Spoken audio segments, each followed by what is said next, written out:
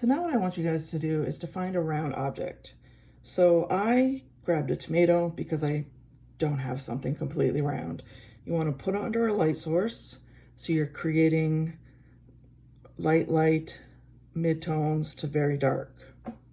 I start out with my Vine charcoal because I can outline my object and erase it very easily.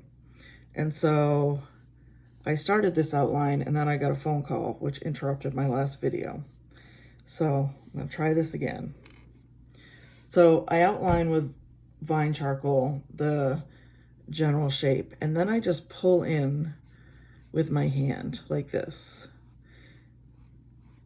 some of the Vine charcoal to sort of start to create the lightest tones.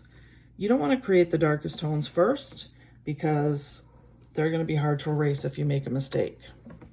Whereas this is really easy to erase.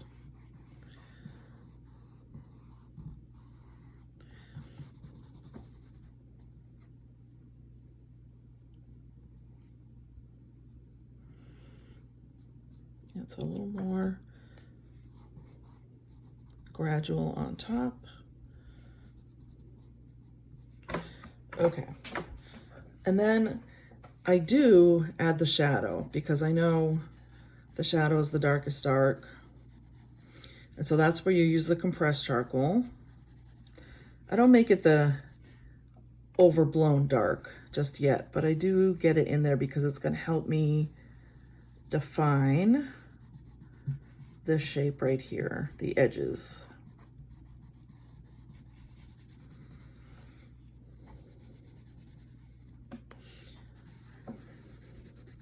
And I use my finger in a like circular motion to blend it. I cut my compressed charcoal down a little bit. A lot of times I use it on the side because the edge is a little too sharp and leaves a really sharp mark.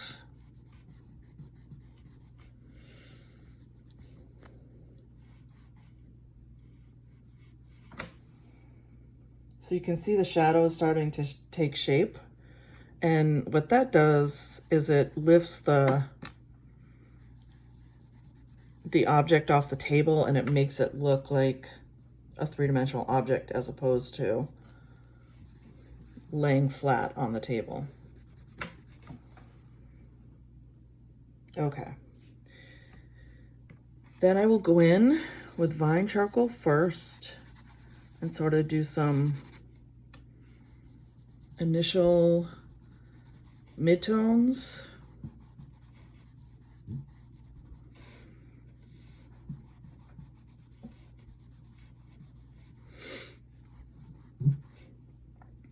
Because again, if I make a mistake, I can erase. And then I'll go back in with my compressed. And you can hear I'm rubbing pretty hard. You can also use this thing called a blunt stick, which I wish we had in our package for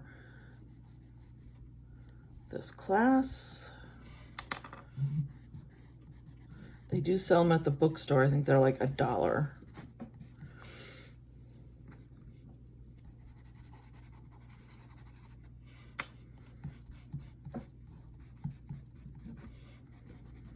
And so it's this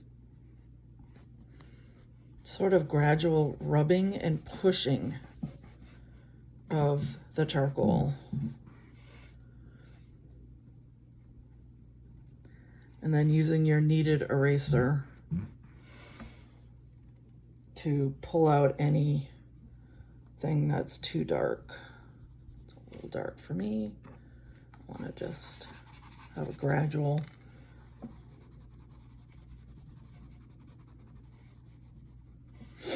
definition there.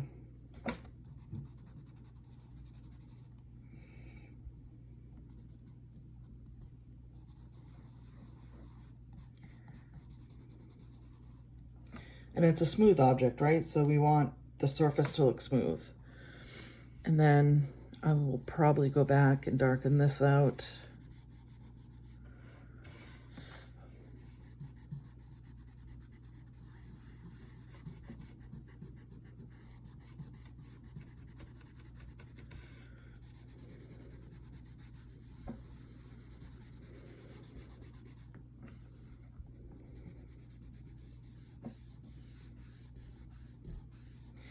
I also tend to use my eraser in a circular way since we don't really have any corners here. So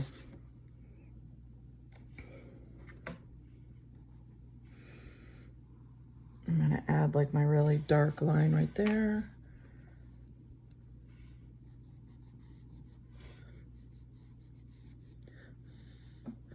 I'll step back and look at it. I feel like I might want some darker tones in here.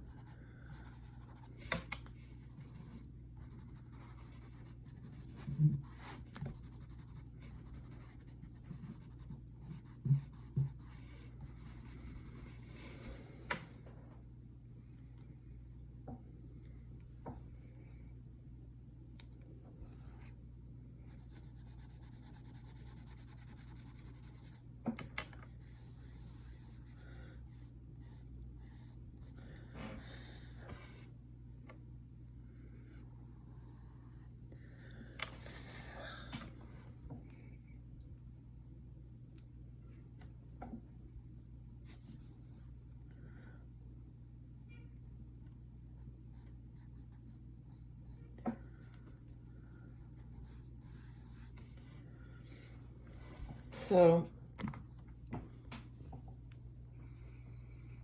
here are my objects, and I would probably go back in and blend this a little bit more.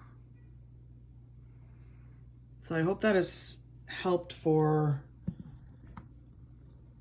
the idea of blending and value scale to create this weight and bulk on a piece. And then the next video I'm gonna do in succession is of a still life.